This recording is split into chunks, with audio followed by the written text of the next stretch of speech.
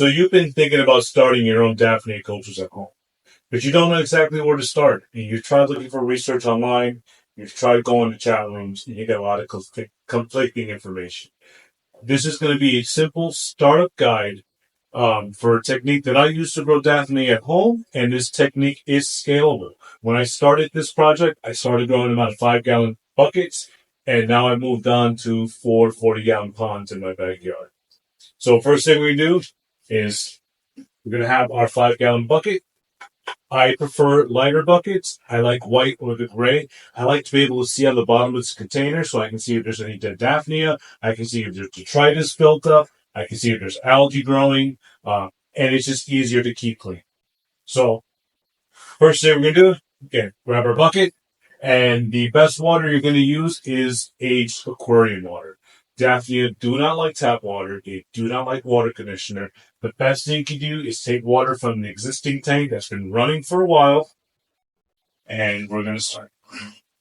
So, I'm going to fill about a quarter of this bucket up. So I got my starter water,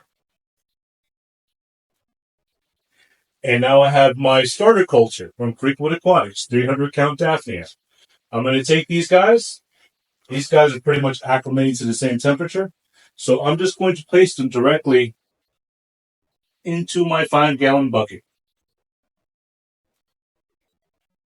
Simple enough, right? Now we got to talk about feeding. There's 2 things you can do for feeding. The first one I recommend is green water from Creekwood.aquatics. This stuff lasts forever in the fridge. So culture my own green water indoors. I make sure that it's sterile because I don't want to introduce anything to anyone else's aquarium, so I grow this inside. But I take a little bit of my green water and I'll splash just a little bit into my bucket, just enough to tint the water green. The other thing you can do if you don't have green water from Creekwood.aquatics or your own green water cultures going on outside is you can buy your own cholera powder. I got this off of Amazon. It's the Anthony's Organic Chlorella Powder, broken cell wall, non-GMO. This stuff is actually really affordable. It's a pretty big bag, 8 ounces. This will pretty much last you forever if you use it properly. Now, a lot of the issues that I hear when people are trying to feed their daphnia is they overfeed, and that is a huge problem. I used to be a big believer in yeast, and I used to have some amazing results using yeast. The problem that I had was that if I didn't keep up with the water changes, or we got too hot outside, the water would start to get cloudy, would start to get stinky, and then the entire daphnia culture would crash. It took me about 3 attempts to actually get these daphnia cultures to start growing and be successful. And what I'm trying to do now is trying to give you guys the best information you can have so you can be successful and have less attempts than I did. But with this dry powder,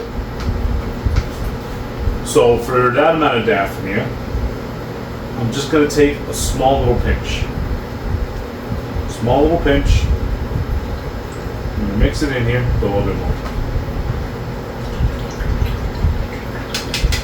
I'm just going to mix enough green water, well, enough cholera where the water is just slightly tinted green. And then I'm going to pour that into my container.